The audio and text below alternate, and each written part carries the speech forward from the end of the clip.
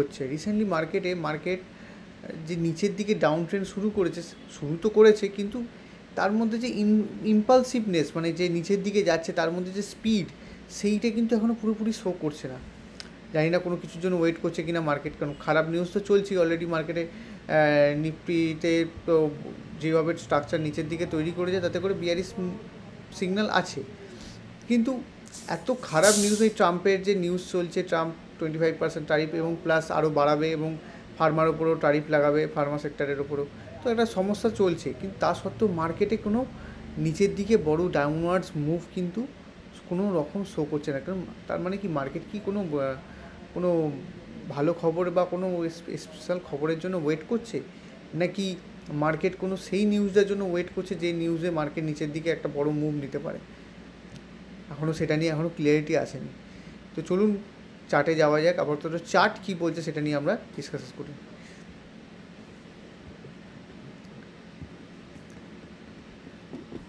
সবার আগে বলে রাখি যে আমি গত সপ্তাহে এসেছিলাম যখন ফ্রাইডেতে, তার আগের সপ্তাহে ফ্রাইডেতে যখন এসেছিলাম, তখন আমরা এই সি ওয়েভের স্ট্রাকচারে তখন এইখানে ছিলাম না, তখন ছিলাম আমরা এই এ ওয়েভের স্ট্রাকচারে।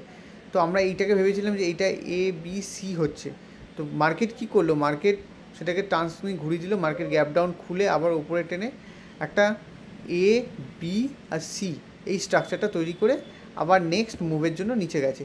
কিন্তু এই যে নিচের দিকের মুভটা, এটা হচ্ছে থার্ড ওয়েভের থার্ড পার্টে। কিন্তু থার্ড পার্টে যাওয়ার যে সিগনাল, যে এটা থার্ডই পার্ট, বা এটা কোনো অন্য কোনো এবিসি স্ট্রাকচারে বা কোনো কমপ্লেক্স কারেকশানের স্ট্রাকচার না, সেটা নিয়ে এখনও ক্লিয়ারিটি আসেনি। তার কারণ এখানে একটা ইম্পালসিভ মুভ কিন্তু শো করছে। ইম্পালসিভ মুভ, এখানে একটা 5 ওয়েভ আমরা ছোটো মুভ দেখতে পাচ্ছি, কিন্তু 5 ওয়েভ মুভের তার মধ্যেও ক্লিয়ারিটি নেই, সমস্যা চলছে। কারণ 5 ওয়েভ মুভে যদি আমি ডিটেলসে দেখাতে চাই, এখানে first, second, third, fourth, fifth, তো এই একটা 5 ওয়েভ মুভ হলেও হতে পারে। আর এটা তারপরে আবার একটা রিট্রেসমেন্ট, সেই রিট্রেসমেন্ট নর্মালি কোন জায়গায় হয়েছে সেই রিট্রেসমেন্টটাও লাগিয়ে দিই আপনাদের সাথে, রিট্রেসমেন্টটা দেখিয়ে দিই। হ্যাঁ,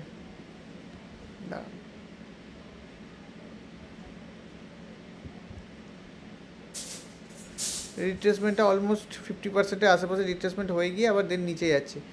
তো রিসেন্টলি কী হয়েছে, 3-4 দিন ধরে মার্কেট যেভাবেই নিচের দিকে যাচ্ছে উপরে আসছে, নিচের দিকে যাচ্ছে উপরে আসছে, এবং গ্রাইন্ডিং মুভ। আর এই যে লোটাকে এখনও আজকেও ব্রেক করতে পারিনি, আজকেও লোয়ের আশেপাশে এসেছিলো, এবং প্লাস সেখান থেকে আবার একটা ওপরের দিকে মুভ নিচ্ছে। এই জোনটা খুব ইম্পর্টেন্ট এখন, 24,500, আর তারপরে হচ্ছে 450 জোন। আমি ডেলি চার্টে দেখিয়ে দিই, এই জোনগুলো কিন্তু খুব ইম্পর্টেন্ট জোন।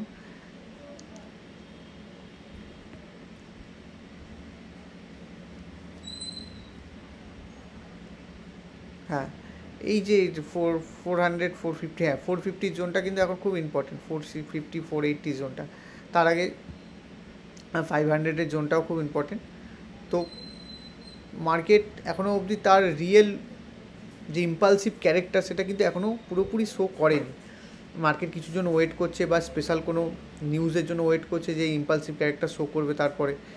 কিন্তু জেনারেলি কী হয়, মার্কেট খারাপ নিউজে জেনারেলি বটম আউট হয়, আমরা জানি।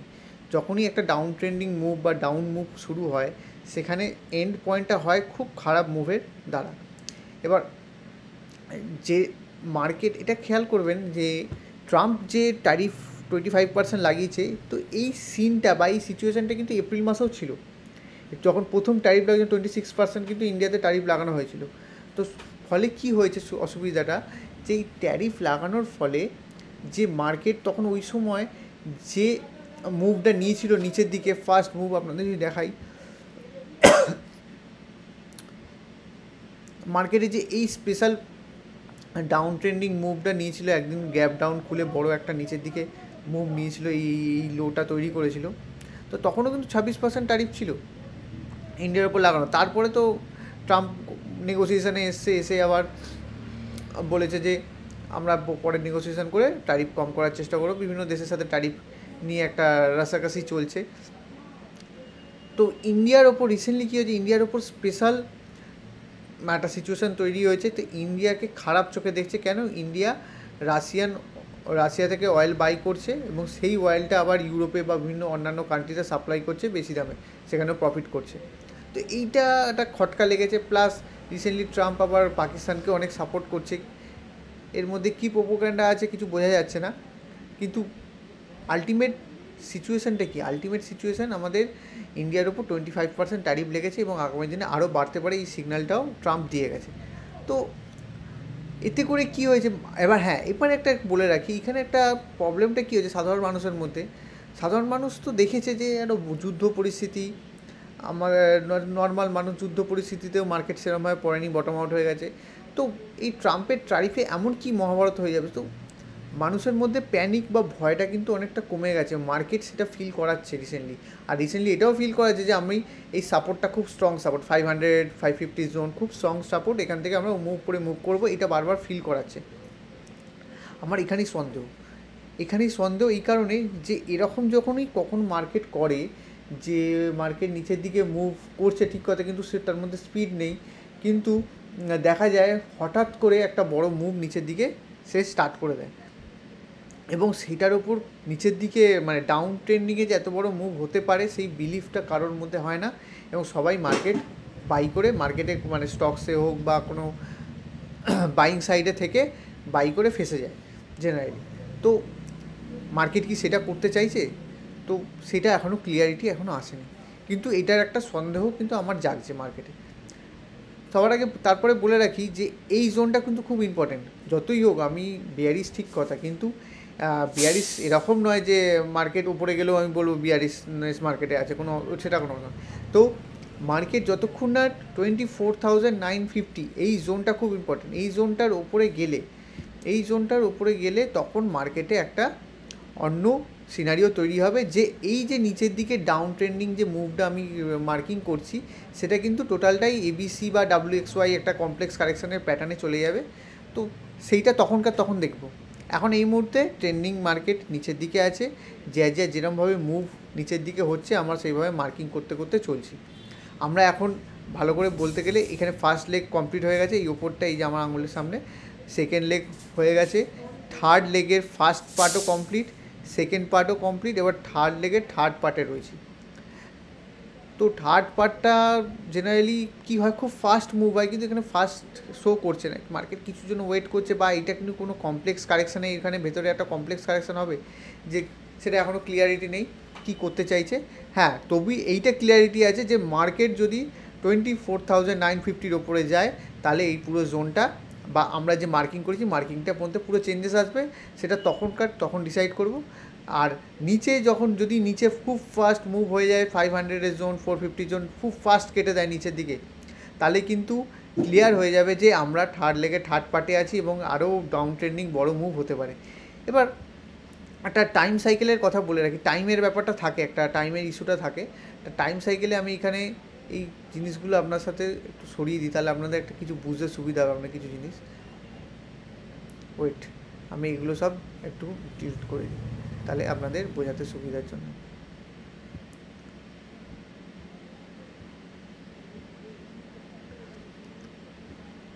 চলুন আমরা ডেলি টাইম ফ্রেমে একটা জিনিস নিয়ে ডিসাইড কথা বলি, যেটা খুব ইম্পর্টেন্ট টাইম সাইকেলে। টাইম সাইকেল বলতে আমি এখানে কোনো মানে পার্টিকুলার টাইমের কথা বলতে যে অমুক ডেট বা ওইসব ওই জ্ঞান থিওরির ওপর যাচ্ছি না আমি। এখানে ম্যাটারটা হচ্ছে যে যখন কোনো ইম্পালসিভ মুভ শুরু হয় তার মধ্যে যে স্পিডটা থাকে সেই স্পিড দ্বারাই আমি বুঝতে পারি এটা নিচের দিকে ইম্পালসিভ নাকি কারেক্টিভ মুভ। তো যেটা আমার সবথেকে বড় কনসার্নিং পয়েন্ট ছিল, এখন স্টিল নাও রয়েছে, যে এই যে মার্কেট ওপরে এই লেগ থেকে যে ওপরে গেছে 10টা বারে গেছে, আর নিচে এসছে অলমোস্ট, যদি আমি বলি 27 বার অলমোস্ট কমপ্লিট হয়ে গেছে।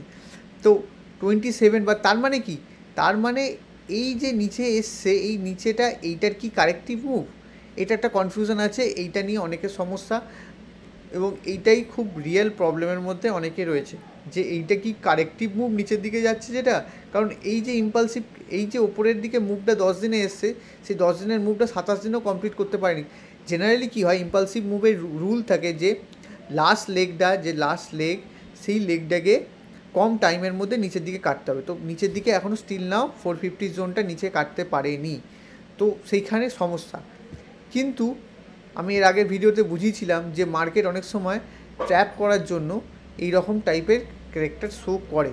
ইম্পালসিভ হচ্ছে, ইম্পালসিভ মুভ আছে, কিন্তু ইম্পালসিভের মধ্যে স্পিড শো করে না, তাতে করে সবাই ভাবে এটা কারেক্টিভ মুভ। বাট তার সিগন্যালটা কী? তার সিগন্যালটা আমি বলে রাখি যে এই যে নিচে থেকে একটা বড় মুভ নিচের থেকে উপরে এসছে, মাঝখানে সাইডওয়েজ ছিল প্লাস ওপরে এটা 35 বারে এসছে। এবার মার্কেট যদি এখানে তো 27 বার অলমোস্ট কমপ্লিট, মার্কেট যদি আগামী কয়েকদিনের মধ্যে বা 35 বারের মধ্যে 35 দিনের মধ্যে যদি এই নিচের দিকে এই লোটাকে কেটে দিতে পারে, তাহলে কিন্তু এই যে এই অলমোস্ট এই লোটাই, আমি এটা ভালো করে দিই, এই যে লোটা আমি লাইন করে দিই এখন, এই মুহূর্তে এই লোটা খুব ইম্পর্টেন্ট লো, এই লোটা 23,900 অলমোস্ট জোন। এই জোনটা আগামী যদি 4-5 দিনের মধ্যে কেটে দেয় মার্কেট খুব স্পিডে, তাহলে কিন্তু অলমোস্ট কনফার্ম হয়ে যাবে যে এই টোটাল ক্যারেক্টারটা, টোটাল যে ইম্পালসিভ ওপরের দিকে মুভটা নিয়েছিল মার্কেট, সেইটাকে কম টাইমে কেটে দিলে তাহলে এইটা ইম্পালসিভ ক্যারেক্টারটা পুরোপুরি মার্কেট শো করে দেবে।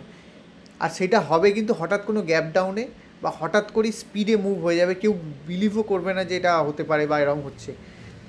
তো মার্কেট এরকম টাইপের কাজ করে থাকে, কারণ এর আগেও আমি দেখিয়েছি যে মার্কেট এই যে ধরুন এই যে বড় একটা ক্যান্ডেল, এই বড় ক্যান্ডেলকে 3টে ক্যান্ডেলও কাটতে পারেনি, দেন একটা বড় গ্যাপ ডাউন, দেন একটা নিচের দিকে মুভ বলে পুরো ক্যারেক্টারটাকে নিচে কেটে দিয়েছে, পুরো এই মুভটাকে নিচে তার স্পিডে কেটে দিয়েছে। তো এরকম সময় এরকম হয়েছে, এইটাও দেখে নিন, এখানেও দেখে নিন, এরকম প্রচুর দেখা যায় জেনারেলি মার্কেটে ছোটো টাইম ফ্রেমে। 1 2 3 4 4 5 দিনের মাথায় এই দুটো ক্যান্ডেলকে শেষ করেছে, দেন আর একটা ক্যান্ডেলে পুরো এই লোটাকেই ব্রেক করে দিয়েছে ফাইনালি কম সময়ের মধ্যে। এটা যত সময় নিয়েছে তার কম সময় বা ইকুয়াল টাইম ফ্রেমেই। হ্যাঁ, একটা রুল বলে রাখি, এই রুলটা হচ্ছে যে কম সময় বা ইকুয়াল টাইমে, ধরুন এখানে 35 ডেজ আছে, অন্তত ওই 34 বা 35 ডেজের মধ্যেই এটা হতে হবে। 35 ডেজ যদি ক্রস করে যায় তাহলে কিন্তু মুশকিল আছে। তো এইটা একটা কনসার্নিং পয়েন্ট আছে, এবং এই জায়গাটা কিন্তু খেয়াল রাখবেন আপনারা। যদি বাই চান্স স্পিডে আর 4-5 দিনের মধ্যে যদি নিচের দিকে বড় মুভ দিয়ে দেয়, তাহলে কিন্তু তার ইম্পালসিভ ক্যারেক্টারটা ও তার মানে অ্যাকচুয়াল ক্যারেক্টারটা শো করছে। আর যেভাবে মার্কেট ব্রেথ বলতে মানে জেনারেলি আদার স্টকের যেসব মুভমেন্ট দেখে বোঝা যায় যে একটা স্টক কখনো উপরে যাচ্ছে কখনো নিচে যাচ্ছে, খুব একটা ভালো লাগছে না আমার দেখে পার্টিকুলারলি। আজকে স্টকসের যদি কথা বলতে যাই, স্টকসেও খুব একটা বড় মুভমেন্ট স্টকসে আসেনি। কিছু ছোটো ছোটো পকেটে কিছু স্টক আছে যেটা রেজাল্টের জন্য ভালো মুভ দিচ্ছে একটু আধটু, কিন্তু সেটা 1 থেকে 2 দিন 5%, 6% একদিন মুভ দিচ্ছে, তারপরে আস্তে আস্তে ধীরে ধীরে নিচে চলে আসছে। তো প্রপার কোনো মানে মুভমেন্ট শো করছে, খুব ছোটো পকেট, একদম খুব সিলেক্টিভ স্টকস যারা বেছে কাজ করতে পারে মার্কেটে, তাদের জন্য এই মার্কেট এই সময়। কারণ দেখছেন ডাউন ট্রেন্ডেও সেরকমভাবে প্রপার ডাউন ট্রেন্ডিং মার্কেটও হচ্ছে না যে কেউ শর্ট করে পয়সা শর্ট করেও ইজিলি মার্কেট কিন্তু পয়সা কামাতে দিচ্ছে না, কারণ কন্টিনিউ নিচে যাচ্ছে আবার ওপরে চলে আসছে, নিচে যাচ্ছে ওপরে চলে আসছে। এই যে ক্যারেক্টারটা আপনি